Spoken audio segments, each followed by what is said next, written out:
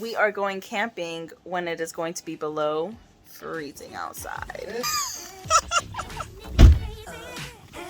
Shoots her in the back, and then Selena starts freaking out. And she starts running, and she's like bleeding. She's like, oh,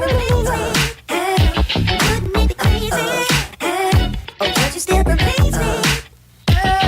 If I find my way home, yeah.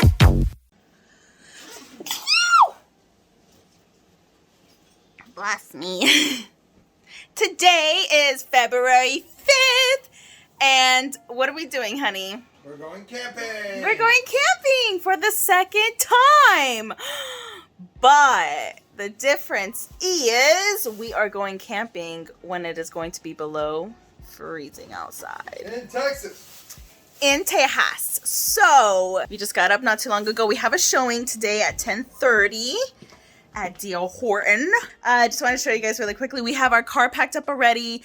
We have a showing today, and then we're going to go do some shopping leftover, like for some food and stuff for tonight.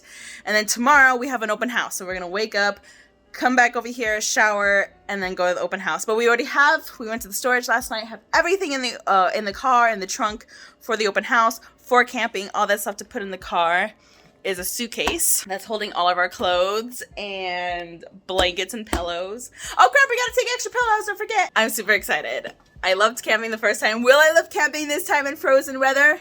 I don't know. Just the two of us. We were supposed to go with his cousin, but she's not feeling well. So it's just gonna be us two tonight in the freezing weather. I'm excited. How many more hours to go till we're freezing? I don't know. Anyways, we're documenting the whole enchilada. You look like this one. This is our little girl's Sunglasses. I found them in the back, so I think I look very pretty in them. Here's the back of the car. They kind of work. This side is our open house stuff. This side is our camping stuff. And so is the middle. I also have with me my Kindle because we downloaded a new book yesterday for me so I can read it. Car's packed up, locked and tight. We're going to our showing at D.R. Horton, and that probably take about an hour and a half maybe. Wish us luck. We're here for a showing. Bye. We're here for a showing. Let's go. Where's my glove? We just showed the client the house at D.R. Horton, and he loved it. Do you want to talk about something that happened there, Boo? Yeah, shout out to D.R. Hortons. We love the builder. One nice thing about D.R. Hortons is D.R. Horton. They don't hassle people with customization and all of that stuff. What you see is pretty much what you get. On the website, you're going to find the prices just for the home. It doesn't include the elevation and doesn't include the lot, and that's about it. So once you go there, they will tell you exactly. Expect the price to go up. Yeah, and they will tell you exactly how much it's going to be, but then it's not going to change from there once you sign the contract. Of course, if you don't sign the contract, prices tend to go up or down or whatever. But once you sign the contract and agree on the elevation and the lot, that's your price. You're stuck to that price. So that's a nice thing. Versus other builders who give you a price, and then once you go into the build itself, they're like, okay, what kind of floor do you want? What kind of backsplash do you want? There's a lot of customization, but then the price keeps going up and up and up and up and up and up. So you end up paying like 20 to 50 grand more just to get what you thought that you're gonna get because you walked the model home that had all the upgrades. So anyway, he liked a really nice home. It was like a little bit over what he was approved for, so we had to call the lender and ask him to send us a new pre-approval for actual price of the home, and they're gonna send us that pre-approval soon, and then we're gonna send it to D.R. Horton to get the contract going. So yeah, wish us good luck. Now I'm about to tell him the story of Selena Quintanilla because Gabriel doesn't know the story because we heard one of her songs come on the radio, and I'm like, oh my god, I miss Selena, and he's like, what? I got confused. He thought it was Aaliyah. No, I'm like, Selena did not die on the plane. Selena got murdered. So I'm about to tell him the story. Anyways, okay, I'll keep it really quick then. So Selena Idolstino, she loved singing at a young age, and then her dad was like, oh man, like he was struggling. They just lost the restaurant. He's an entrepreneur. He wants to make money. He wants to work, right? And so he's like, Selena can sing, and then he goes out and buys all this like instruments and equipment so his children can form a band. So he starts hounding them every like Michael Jackson's dad. Yeah. Like he's like, Jackson 5, we're a band, we're gonna make it. Her dad was the same way. And they started touring and doing birthday parties and of course she made it big. She started to release music and everybody loves Selena. Oh, I love Selena. Everybody loves Selena and all this other stuff. So as you get bigger, you can't handle everything. So her dad, they need some extra help. They needed to delegate duties. So then Yolanda Saldivar comes into play. She's super nice. She's super close to Selena, kind of like a second mom sort of thing, right? And Selena's blowing up, and she's good. She's Planning on taking over. She's like taking over all of the South. She's taking over like Mexico and everything. So she's now going to release.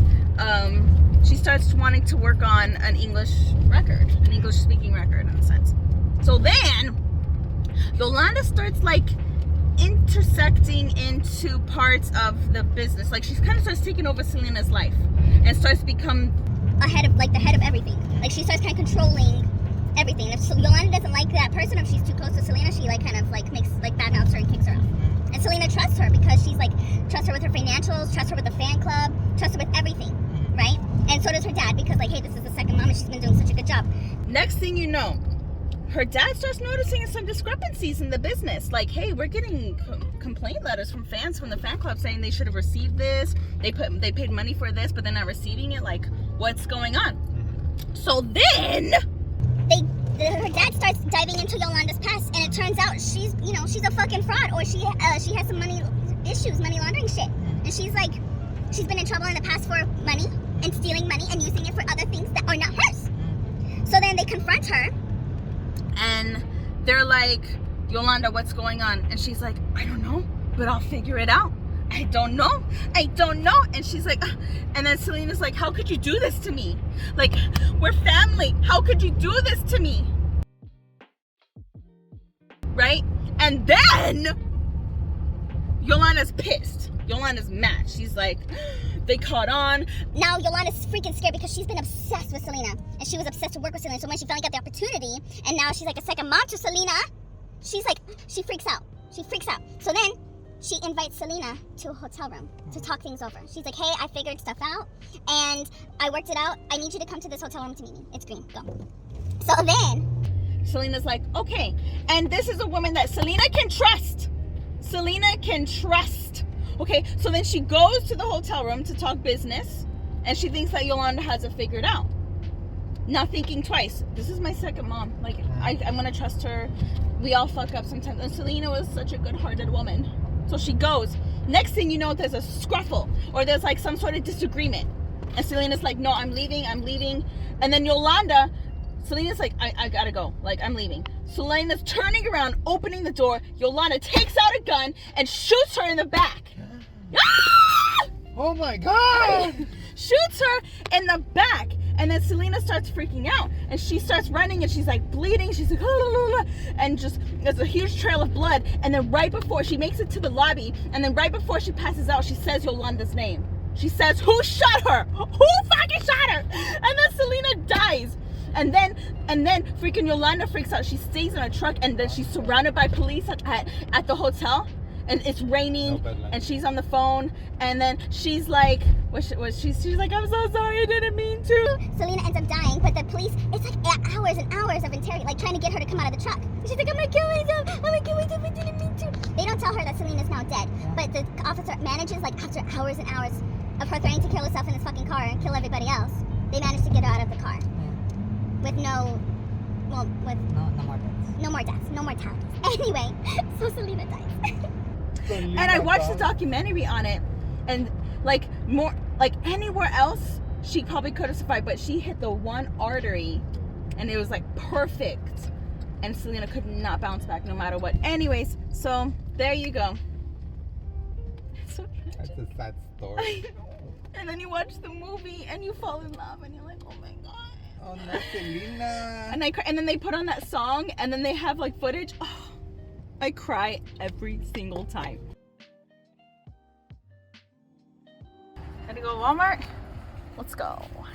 My phone may be out of storage, but my heart will never be out of storage for you. So one thing about me is I get antsy when I get excited. So I'm literally like, are we done yet? Can we go? We got everything. We got everything. Look. One thing about me, I love supermarkets or grocery stores. Yeah, it takes forever. I'm like, oh my god, we have everything. Let's go. We're just staying for one night. Let's go. Onward. Nobody will ever work with us. They love us. Okay, chips. So what did we get? Food. Water. Water. Wood. Wood. And candles for the open houses. And then we got gloves for me. And then we got like socks for you. And then we got body warmers. Like I got toe warmers. And then you got stuff to put like to make the bed warm. Yeah. So we are prepared. We just got here. Right, darling? Yeah. Let's show you how pretty. There's somebody will be camping over there. So we're spot 93. So yeah, we're gonna find spot 93 and then bring all of our stuff and set up. Ding, ding, ding. We have a fire going. Very nice fire. I don't even know how cold it is outside. It's pretty cold. It's pretty cold. Pretty cool. We have everything set up. We have our food back here. We're gonna put it in the tent later. And then there's our tent. And then there's Gabriel. And there's our fire, keeping us nice and warm. We're just kind of... It's cold enough that I don't need to have ice with my Coke or anything because it's already almost frozen.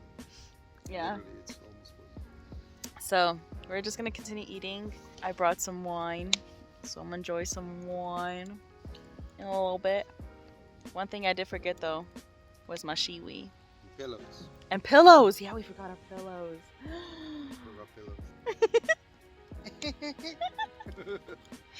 Anyway.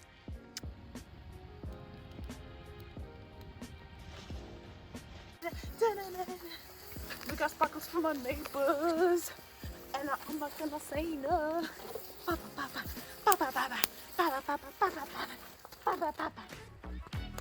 Oh, hold on, let's do one.